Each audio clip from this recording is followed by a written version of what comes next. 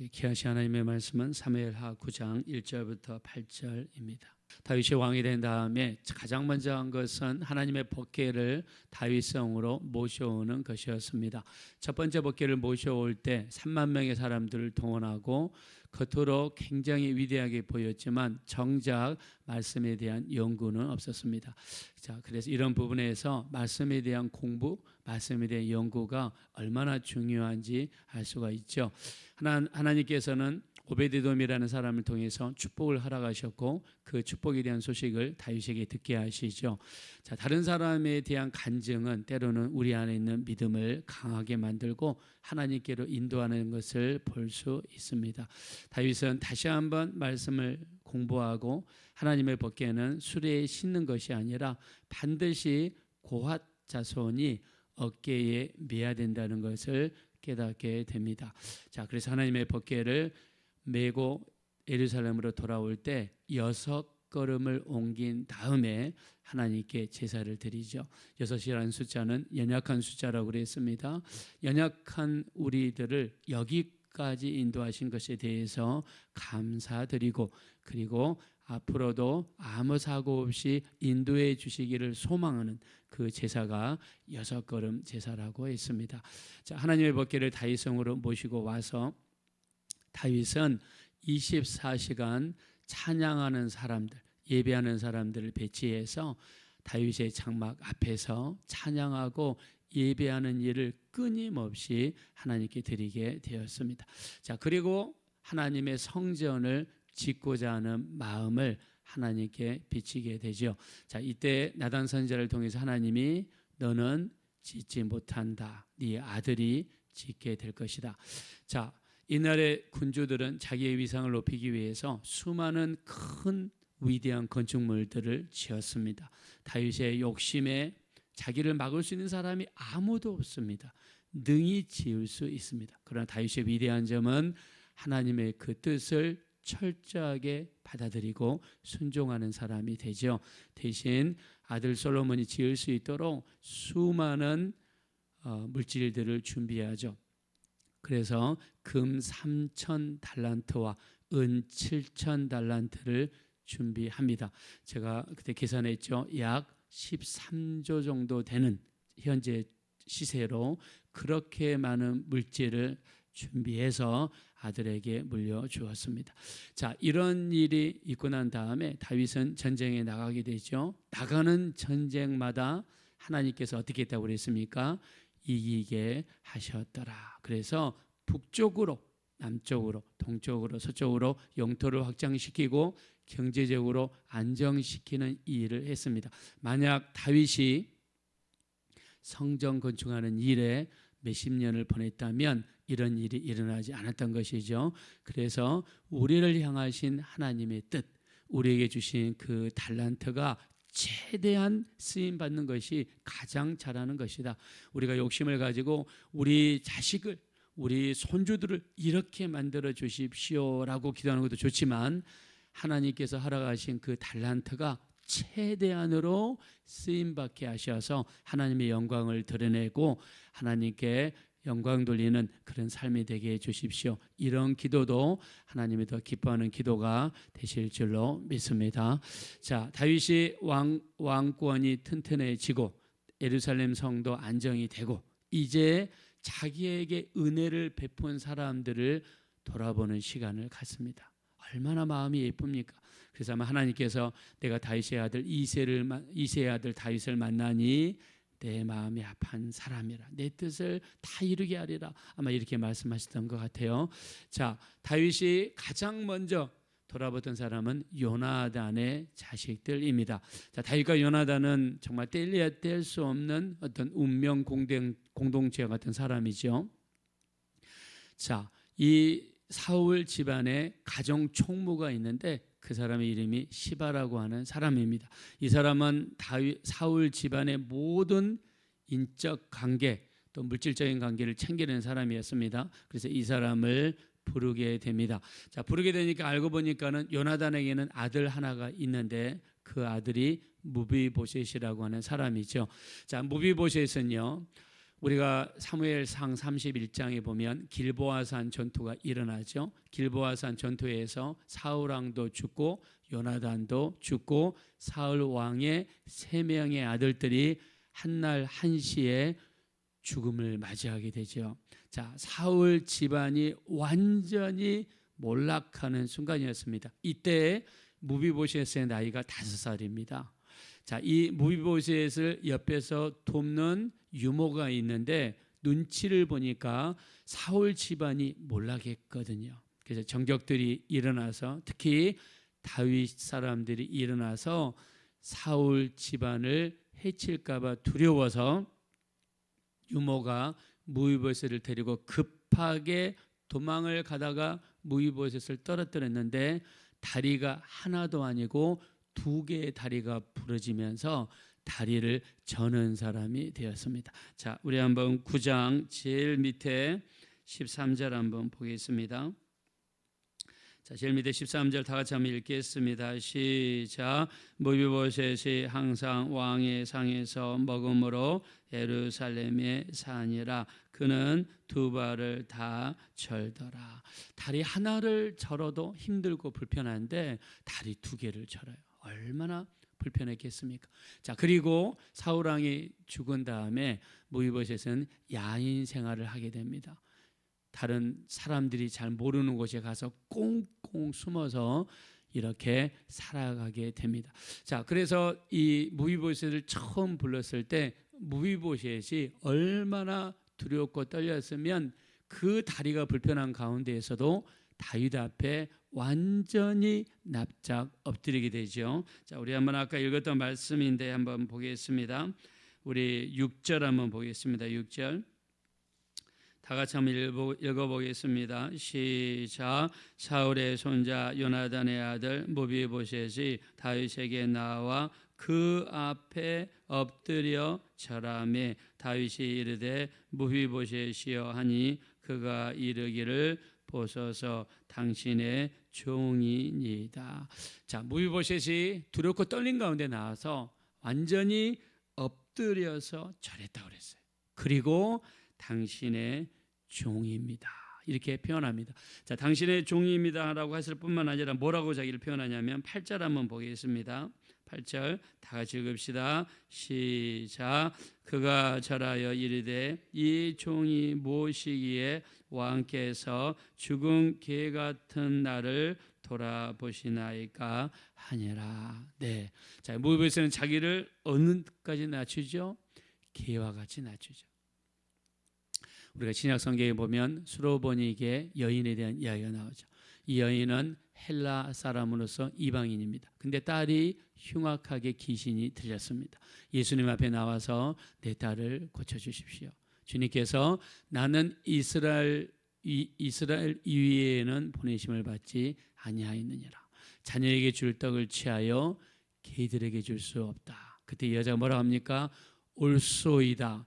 개들도 주인의 상에서 떨어지는 부스러기를 먹나이다. 자, 자기 자신을 개라고 표현하면서 주님 앞에 철저하게 낮아진 이 여인을 예수님께서는 여자여, 기나이. 자, 이 뜻은 굉장히 여자를 높여서 부를 때 쓰는 말입니다. 수로보니게 여인에게 여자여, 헬라어로 기나이라고 하면서 이 여자를 높여주죠. 그러면서 네 소원대로 될지어다 하라고 하실 때 귀신이 떠나가고 문제가 해결되고, 자, 이 여자의 믿음, 포기하지 않는 그 여자의 믿음을 주님이 시험하신 것이었죠. 자, 여기 이런 개 같은 표현 바로 무비보셋이 씁니다. 정말 자기는 다윗이 부르기에 이제 나 죽었나 보다라고 끌려오다시피 왔는데 다윗이 무비보셋에게 사울 왕의 모든 땅과 모든 재산과 종들을 무비보셋에게 물려줍니다. 자, 이때 당시의 분위기를 보면 왕이 된 사람은, 왕이 될 씨앗이 그런 기미가 보이는 사람은 철저하게 배제하고 죽이고 없애던 시절이에요. 우리나라도 마찬가지입니다. 이방원이 어떻게 했습니까? 형제들까지 죽이잖아요. 형제의 난을 일으켜서. 그 다음에 그 고려 시대 왕자 성을 가진 사람들, 이성계는 왕자성을 가진 사람들을 다 몰살시키잖아요. 왜? 왕에 대한 씨가 있는 사람들은 다 그냥 아예 제거해 버려야 호환이 없으니까. 이게 사람의 마음입니다.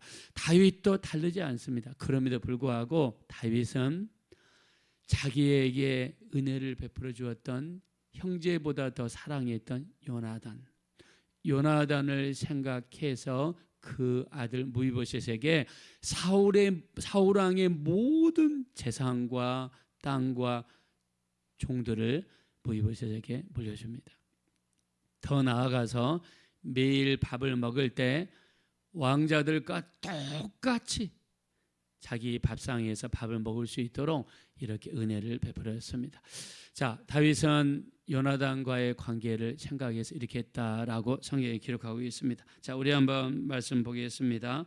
우리 1절 말씀으로 가서 1절 다 같이 읽읍시다. 시작. 다윗이 이르되 사울의 집에 아직도 남은 사람이 있느냐? 내가 요나단으로 말미암아 그 사람에게 은총을 베풀리라 하니라. 아멘.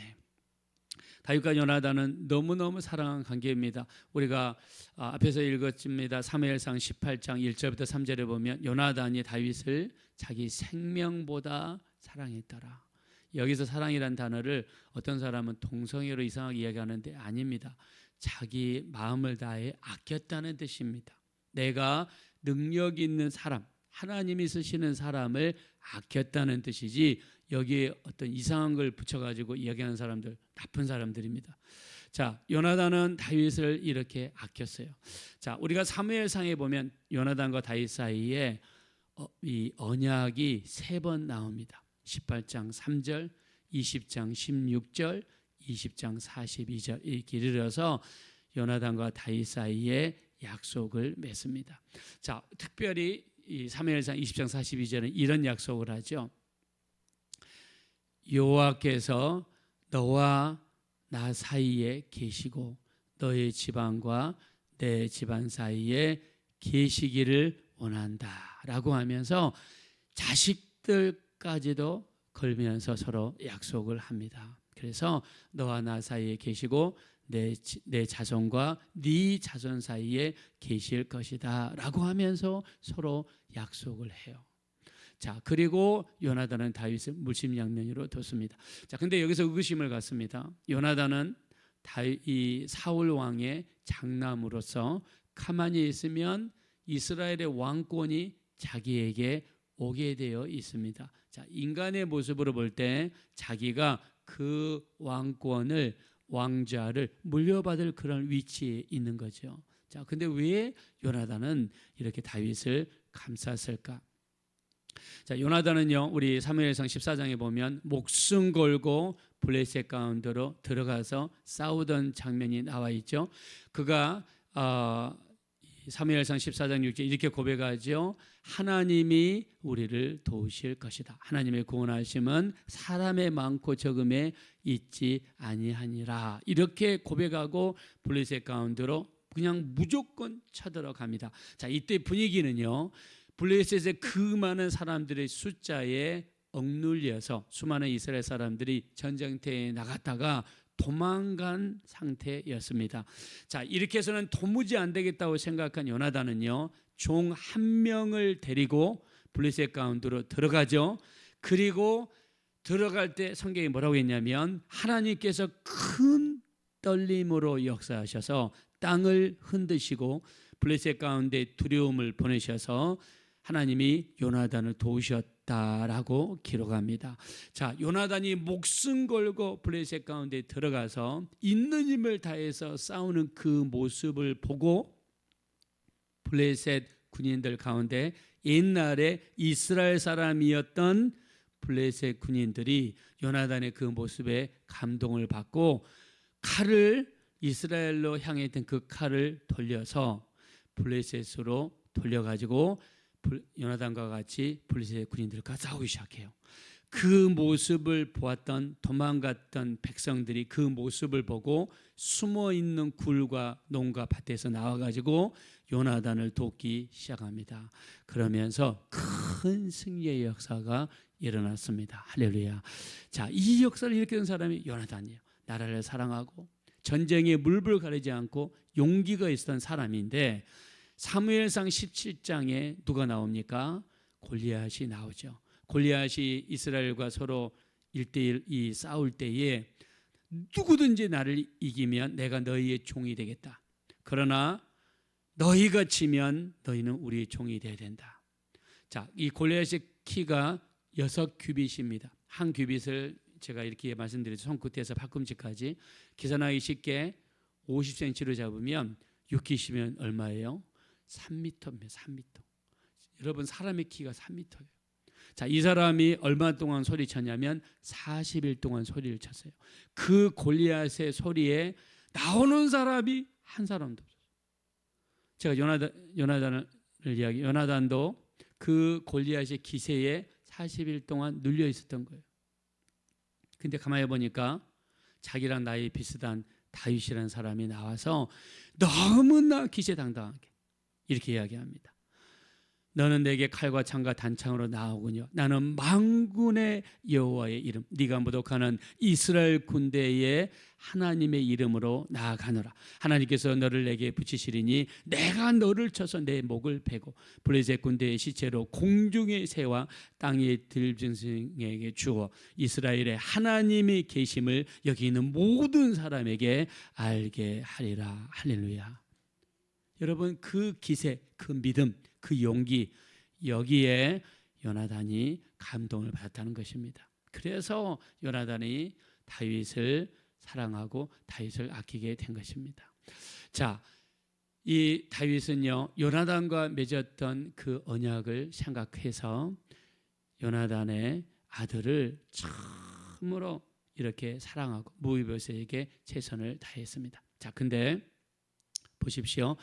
요나단은 사울 왕은 무슨 지파입니까? 베냐민 지파죠. 다윗은 무슨 지파죠? 유다 지파입니다.